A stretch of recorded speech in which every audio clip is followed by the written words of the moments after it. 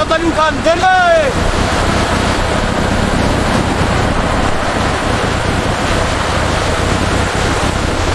আরেকটু পাওয়ে পানিন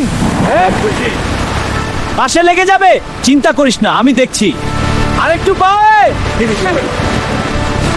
সাবধান, সোজা রাখো। হঠাৎ বাসটা ফেরি থেকে পিছলে নদীর মধ্যে পড়ে গেল।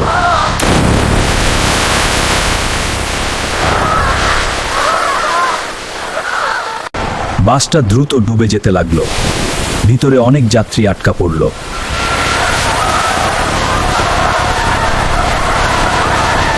কিছুক্ষণ পর একটা বাচ্চা আর 4-5 জন যাত্রী ভেসে উঠল।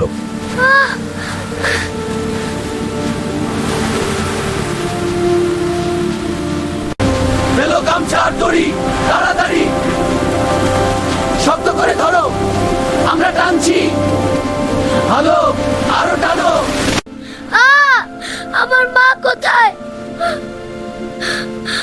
আমার মা কোথায়?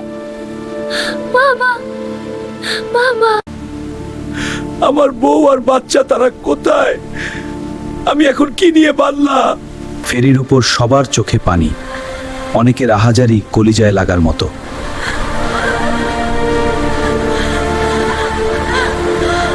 হেল্পারটি একদম চুপ করে দাঁড়িয়েছিল। আমার ভুলের জন্য এতগুলো মানুষ। বাচ্চাটা তার মায়ের জন্য অবিরাম কাঁদছিল। এই বাচ্চা, কাঁদছিস কেন রে? আমরা তোর সাথে আছি। হ্যাঁ, ভয় নেই, আমরা তোকে বাড়ি পৌঁছে দেব। আমার আম্মু কোথায়? যে পুরুষটি স্ত্রী ও সন্তান হারিয়েছেন, তিনি একদম ভেঙে পড়েছেন।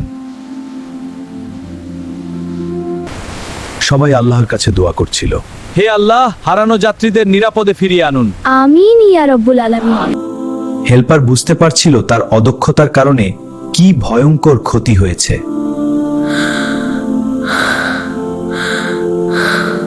নদীতে উদ্ধারকারী নৌকা খুঁজে বেড়াচ্ছিল।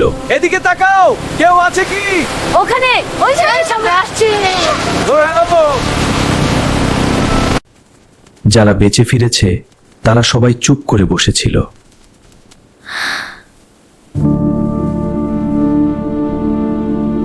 এই ঘটনা আমাদের শেখায় দায়িত্ব জ্ঞানহীনতা কত বড় ক্ষতি করতে পারে। জীবন খুব ছোট। আল্লাহ